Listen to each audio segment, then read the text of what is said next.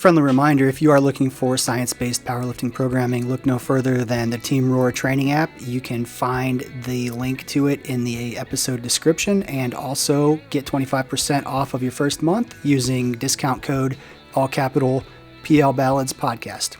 Happy training. All right, welcome to episode 203. Laura can't make it today, but we are joined by fill-in co-host extraordinaires, Molly Walker and Joe House. Molly, how you doing?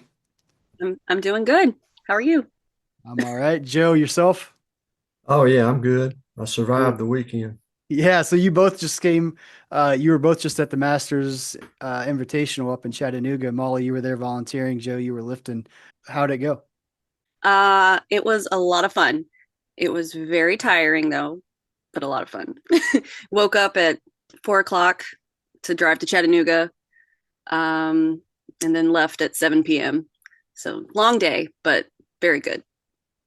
Lots of good lifting. Joe, how about you?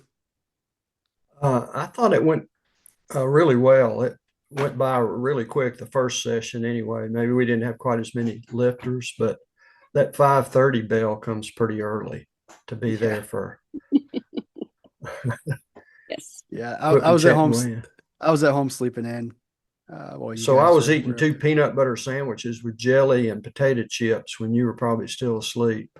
You were probably. So, after weigh-in. So, Yeah, it's funny. So I figured we'll kind of go through the results of the meet real quick. Not in super detail, but just kind of touch on our lifters that competed, and then kind of go through the best lifters. Before we do that, though, I guess for those of the listeners that don't know who each of you are, do you guys want to give a quick background, bio, um, how long you've been competing, etc. How you found us, I guess, Molly. Um, my name is Molly. I've been lifting since like 2017-ish, 2018. And I've been with you since last June. So it's coming up on a year now that I've been with Team Roar. It's been a very good experience. I've really enjoyed it. I've learned a lot. And I You're have not full of regret. no, not yet. But I Not did yet. Not yet. It'll come. um I did a workout this morning. Yay. And I think my squats went really well. So, and what else about what was the other things I'm supposed to say? Whatever you want. So I will say this: both of you have this tendency to volunteer at a lot of events, Hmm. and I guess if you want to add to that, why do you Why? volunteer at meets? I enjoy it. It's fun. I like just I guess I like volunteering in general. I volunteer at my daughter's school a lot. I just think it's really important to be active in the places that you enjoy being. I enjoy helping at the school, and I enjoy helping at the powerlifting meets, and it's just fun. It's fun. Joe, how about you? A little bit about you for those that don't know. well, I've got a lot of baggage, I guess. I started lifting in 1972 and didn't start competing until 2013, I guess, or 2010, perhaps, when I was 60. And there weren't any USA PL meets per se in the state of Tennessee when I started. And NASA, the Natural Athlete Strength Association, was the only one uh, in the area. And I met you at a meet maybe 2015 or 16 that my son was competing in, and asked if you would coach me. Well, I had a goal of lifting a certain amount in the deadlift. And so that's how I kind of hired you through Deanna Gerdsmeyer. And that's when I got started with Team Roar. Um, so that was, I can't remember exactly what year that was. Few years ago now. Yeah. Yeah, it has been. And things just happened after that. And then you guys introduced me to Wade Johnson when COVID came about, and I was trying to train for a meet and didn't have anywhere to go to train. So Chris Elmore suggested that I call Wade, and I called Wade out of the blue. He didn't know who I was, and he rented me some weights so that I could train during COVID, which was really cool. And now, of course, you guys are together, and both of you coach me. So Yeah. I'm blessed. And then you also, so you're a ripe young age of 73, right? Correct. Yeah. So you just competed this weekend, but you volunteered a lot of meets too at age 73. So what do you say to those people that are A, think they're too old to get started lifting, and B, think that they're above volunteering?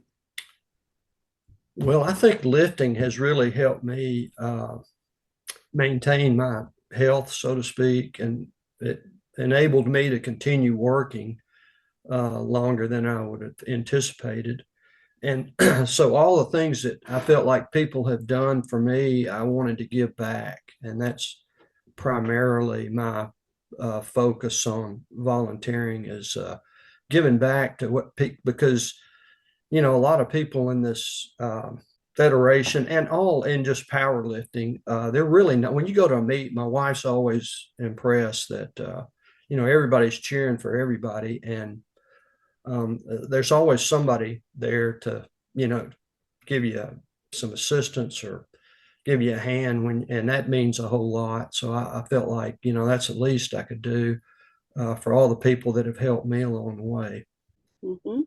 Yeah, my first meet that I did in October 22, I had no idea what I was doing. My husband was my handler, and someone was just very kind enough to take me under their wing and just be like, yeah, I have a lifter here, but you know what, I will help you because and then I've helped people at meets, and it's just, you don't want to see somebody not know what they're doing, and it's really nice to Yeah. help out.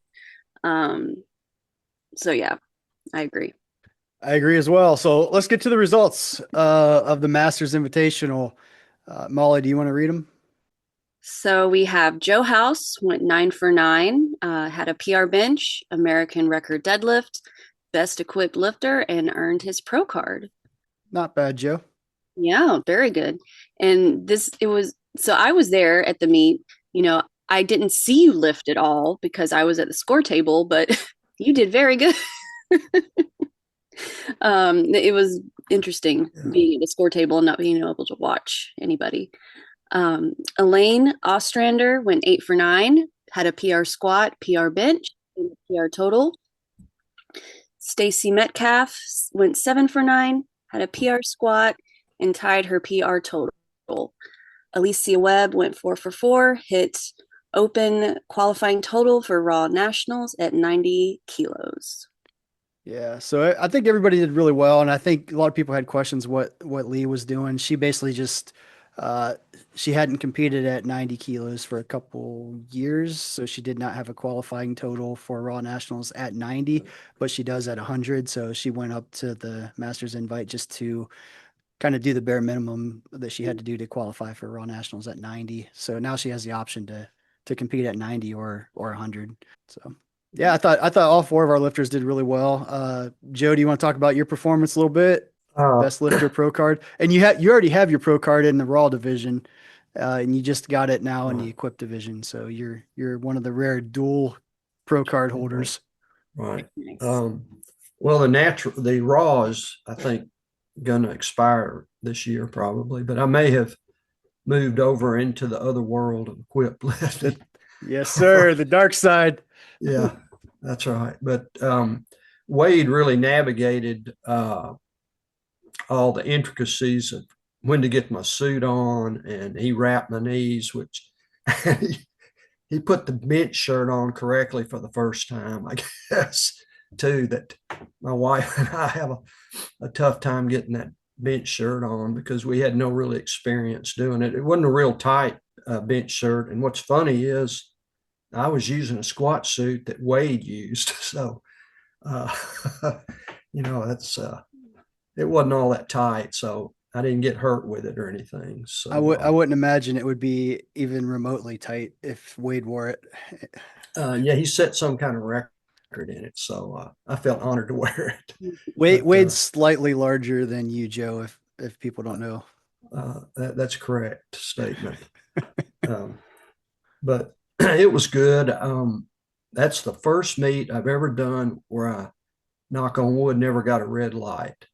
I was watching the first guys, squat, and I was looking at them. I going, "Dadgum, I thought that lift was okay," and I said, "Man, they're really going to be tight today." And Mhm. so I ended up dive bombing a couple of squats to make sure I got down there. Wade says, "What are you doing there?" And I said, "Well, I want to make sure I got depth and I could get back up." So Yeah, I think sometimes people, even in your case, like you maybe overdid the depth, like because at the end of the day, if you break parallel, it's a good lift. You don't have to break it by 4 inches.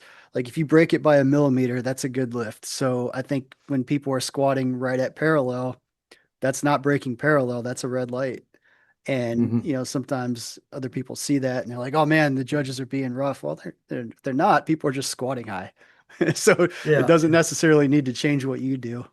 it did put a fear in me, and I was focused on getting depth, which always in the squat, you're worried about that first squat to make sure you're in the meet. And Yes, I know that. I missed my first squat at States. Terrifying.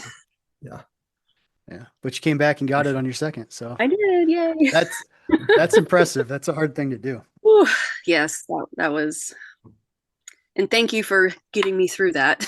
yeah. And you actually, Josh, at one of the meets, last meets I did it, I guess it was at the Arnold. They red lighted me, and you went to the judges table and they reversed it. I couldn't believe it when I was hearing it on the micro, like, over the loudspeaker. I was going, "Wow, that's incredible! I've never heard that before." Yeah, sometimes So, I mean, yeah, I remember that vaguely. I don't remember what lift it was, but yeah, it's if something like as a coach from the side, like if you know the rules and you can see, have a good angle and you can say, okay, that clearly was a good lift. It's worth going to the jury, but sometimes people think it's questionable. Like you should go to the jury, and I'm like, no, I'm not gonna go to the jury because I would have given it a red light, so I'm not gonna go try to mhm. overturn a lift that I thought was not good. But in that case, I thought it was good, and the jury agreed, so it got overturned. Yeah, that was good. Yeah. So let's move on to the best lifters of the Masters Invitational. I just want to I'll just kind of run through it real quick and just mention the names. There were 8 pro cards up for grabs, men's and women's, raw and equipped, full power and bench only. So in the women's raw, Antoinette Smith was the best lifter and earned her pro card. Well, she actually renewed it because she already had it. And the female equipped, Sarah Bolin was the best lifter. She already has her pro card, but she did not renew it because she didn't hit the minimum dots that was required for that. But she did what she needed to do to win best lifter. On the men's side, on the raw, Gary Pamplin, he was best lifter and won his pro card, and he actually just edged out Jeff Phillips for best overall lifter. Gary had a 463 dots, a 463.5, and Jeff Phillips had a 462.7. So less than one age adjusted dots point separated those two. So I think Gary's a veteran of the sport, and I would bet you money that he was watching it and knew exactly what he had to do to edge out Jeff, because Okay. it's not usually coincidence that the two dot scores are that close unless somebody's really watching it and knows what they have to do. On the men's equip side, we already mentioned Joe, you won best lifter and your pro card there. On the Yeah. female raw bench only, Macy Urusha, I'm guessing is how you say her name. She won her bench pro card there with the 84.9 age adjusted dots. On the female equipped side, Joy Black renewed her pro card. She was the best lifter in the female equipped bench. On the male raw bench only, Charlie Page had a 137 age adjusted dots and won his pro card. Charlie's somebody that's been around for a little while, kind of flying under the radar. He used to compete at some meets here in Georgia. I don't know how old he is, but I don't think he was a master when I first saw him lift, and I always knew he had a crazy bench. So it was good to see him kind of doing a bigger meet and getting on that stage and earning his pro card. And then on the men's equip side, Brian Albert had a 159 age adjusted dots, and he renewed his pro card in the equip bench only. So congrats to those 8 individuals for winning best lifter in your division. Sounds like it was a good meet. I wasn't able to make it up Yeah. there. Hanging out with family and stuff like that. But yeah, from everything I've heard, it was a pretty awesome meet. Yeah, I thought it was run really well. I thought they were, it was efficient, and I like it when they go fast too. Yeah, get in, get out. So a couple announcements. The IDFPA Student and University World Championship is this weekend in Waltham, Massachusetts. There are 109 lifters. Yeah, that should be a good meet. I think this is the first year of it, and Eric Cordero's running it. Should be pretty good. Mm-hmm. And regionals registration as of 5/6/25. The West has 300 lifters. The Southwest has 131 lifters. Midwest, 205 lifters. Northeast, 445 lifters. And the Southeast, 106 lifters. What the heck is going on with the Southeast region? Like we are not pulling our weight here. I would register, but I don't think I'm allowed yet. So that's why I would have registered the day of. Yeah, you got to hit the QT yet for it, Yeah, but still, like right there. I don't understand why. I mean, so West, Southwest, Midwest, and Northeast, it's all the weekend of September 6th and 7th. The Southeast is October 18th and 19th, so a month and a half later. So maybe that's why they're behind in registrations, but I don't see any reason why the Southeast shouldn't have 500 lifters. Yeah, it's making me crazy. I really wish I could just go ahead and register. I like registering the very day of, but Yeah. So I'll the be positive is it's not selling out yet, so you have time. I Mhm, think the Northeast actually sold out a couple weeks ago, and mhm. then they decided to add another platform, so they opened it back up. So it sold out at 400 a couple weeks ago, and now it's reopened. I think Southeast will hit those numbers too. It's just people are. I don't know if it's because it's a month and a half later, or people are just in the Southeast are lazier. I don't know what it is, but it'll get there. Yeah, it feels like it's a long way away, so people might not be thinking about it. Yeah. Uh, One other announcement I guess I wanted to mention is the USA Powerlifting Club Certification course is coming up on May 17th. Registration actually closes on Thursday, May 8th. So if anybody meets all the prerequisites to take that and wants to become a certified coach, I would definitely recommend that. You can find more information about that if you go to coaching.usapowerlifting.com. You'll be able to find all the upcoming courses there. You can also find the list of currently certified coaches if you're looking for a coach. You can find all the currently registered clubs. So if you want to join like a team and be part of that, you can find USAPL training centers, which is basically Gym Finder. You can find the information about the USA Powerlifting Training app, and we also have some different educational videos posted on that website. So all kinds of good resources there. If you just want to learn more as a lifter, or if you're interested in becoming more educated as a coach, those are all the resources there that you need. So that brings us to the powerlifting situation. I'm going to read it, and I'm going to let which one of you, it doesn't matter, whoever wants to take it or both. Actually, we'll say both. How about that? Okay. Can answer it. So the situation is your handler can't make it to your meet at the very last minute, and you have to go at it alone. How would you handle attempt selection and timing by yourself? Molly, we'll start with you. Mm, okay, and you know this that I am an overthinker. So for this question, do I need to? Am I a new lifter? Am I an experienced lifter? You are you. I, I am. I was I was coming to the meet to help you. I was going to coach you, and then at the very last minute during weigh-ins, I called you and said, "Hey, I'm not coming. All right. Figure it out." So I really think you might be fired if that. Probably, but what um, what would you do? I would, well, ideally and hopefully we would have discussed it beforehand and we would already have an idea of what all my lifts were gonna, what we were planning if we were trying to qualify for something. I would just continue with whatever plan that we had discussed. And I know we have discussed for me that I just want to know what my first attempts are. So I would hopefully know what my other attempts were.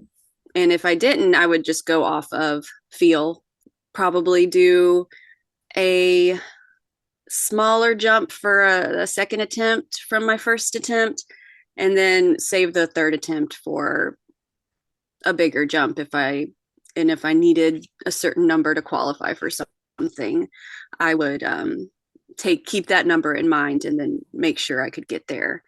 But I guess that's what I would do. And then timing wise, I would just keep my eyes on lifting cast and just really make sure that I know who's in front of me, who's behind me, and that I keep my eye on the order in case it, changes a little bit. But that's what I would do. I wouldn't freak out, of course. Of course. I'd be very calm. And there's Awesome. always going to be somebody there who will probably help you a little bit. So not too worried about it. Yeah. What about you, Joe? Well, before the meet, what I'll do generally is I'll look at the roster and look who's in my classification, and then what I'll do is I'll go on lifting open lifts and figure out what it is that they're lifting, or what it would take to win the meet. Then number two, I use a lift calculator to where, say, if you do 5 at 225, then that means you potentially have, say, 1 rep at 260 or 264. So I'll do that with each lift. And then what I'll do is I'll back up from there. So I'll take what I think I can max, and that'll going in, I'm thinking that's what I want to hit in the meet. So I will back up from that max. Say, for instance, if I wanted to go for a 500 deadlift, then I would maybe go 500 being my third attempt. Then what my second would be would maybe 475, and my opener might be 440 or 435. So going into a meet, I like to kind of have in my mind what it is I'm going to try to do, and then I'll try to stay in my lane. In other words, I I want to hit those numbers, say, and of course everybody's competing to win. But first of all, I'll address my own, compete with myself, and make sure that I hit the numbers I want to hit. Cool. All right. So we also usually give a new lifter tip. Do either of you or both have a tip you want to share for a new lifter? Yes. I would say for a new lifter, and regardless of if you're just starting out and you're just in the gym having fun, or if you're competing, is do not compare yourself to other lifters, because you don't know how long they've been training, and you might see 2 reds on their bar, and it might make you be like, man, why can't I do 2 red? But there's so much that you have to think about, and you just can't compare, because then the comparison, that'll start leading you down a rabbit hole that you really don't want to be going down. And just have fun, don't compare yourself. I think that's a great tip. One that I often don't think about, making sure that I explain to people, because yeah, when you're first starting out and you're looking at, and now that I think about it, like even some of the, when I have a Zoom call with a new lifter that wants to start, or even somebody that's competing for a while, like one of the questions that they a lot of times comes up is like, so I looked at the state records and I'm not even close to that. How soon can I get there? Well, first of all, a lot of the state record holders have been doing this for a long time. Like you don't just usually walk in and break the records. So, I think it's just one of those things. Yeah. Stay in your lane and just focus on doing the things you need to do to get better. And, the results will come.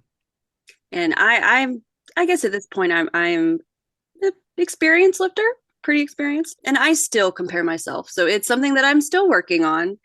And it's just if you get really good at it at the beginning, maybe it won't bother you so much going forward. What do you think, Joe? You got a new lifter tip for people? Well, when I first started, I had certain goals that I wanted to accomplish. In other words, whatever it is on the bench press, say it was 260 or 270, then what I try to do, I mean, even if it's your first meet and you think, well, I want to hit a 225 bench or whatever, I go in and what you really need to focus on is your mechanics of the lift, making sure you hit all the commands. And say the first time you ever do a meet, I think it's more important to make sure that you're complying with all the commands, and then kind of getting a feel for how long do I have between lifts sometimes, and what I eat and all. So it's kind of a prep or preparation of things you can use going forward, and how you execute at a meet, really. I think that's the biggest takeaway from doing the first meet is, understanding that what you have to do to hit depth in the squat, or listening for the commands on the bench press, because I'd rack the weight too soon. I'd be so excited that I got the weight up, I'd go to the rack without that command, and just kind of get established in executing and understanding what maybe food or electrolytes you need to be drinking to make sure you get the meat through the meat and all. And that kind of gives you a foundation going forward, I think, to do your next meet. Yeah. Yeah. I think those are both really good tips. Awesome. And if you have you or Wade in your corner, that's huge. Probably doesn't hurt. Because Wade always gives me some good psychological instruction, and kind of keeps me from drifting too far. By psychological instruction, you mean like chewing you out? Yes, that's correct. He's got a lot of wisdom there too. Putting the fear in you, so you're more scared of right. what Wade's going to say than any of the attempts you're about to try. He has my attention. Yeah, that's a good way to put it. All right, final question I have for both of you. This is pop quiz. We'll start with Molly. If you're in the gym, you're about to hit a PR squat, what music are you listening to? Oh, I am listening to like 2000s emo, like punk rock stuff, like Simple Plan, Good Charlotte, that kind of stuff. You're one Kind of of those. like, yeah, like some sad songs where the guys, they have like and they have eyeliner and they're just like, yeah, I'm so sad. Yeah, that kind of stuff. Nice. Nice. Hey, whatever works. Like, Yeah. not that's not my cup of tea per se, but hey, what I listen to is probably It's either that or Les Mis, honestly. yeah. I'd say some of the stuff I listen to, people would probably, if they had to choose between mine and yours, they would choose yours. We'll just say that. Joe, what about you? What do you listen to when you're trying to get hyped up for a PR? I know it's kind of hard to believe, but for the last few years, I'm not really using music like I used to. What I've got in my mind is remembering what coaches, how they've coached me in the past, and getting the right mental frame going in there, positive and focused, and generating kind of I hate to say killer instinct. It's not really killer instinct, but going in there thinking I'm completely focused. I don't have to have any outside help per se, that I'm going in there to hit that particular lift. And it kind of gets you, I'm psyching myself up, and a lot of times negative comments help probably more than anything. So that kind of wakes up the sleeping dog, I guess. Yeah. So to answer your simple question, I don't really I like all music pretty much. So I can play off about anything. Yeah. Awesome. Joe, I got one more question for you. Just, and you don't have to answer this if you don't want to, but the Masters Invitational this weekend, it was an all Masters meet. Next year, Nationals are being separated. So the Open and teens and juniors will be one meet, and then Masters are going to be a separate event. Are you in favor of that or no?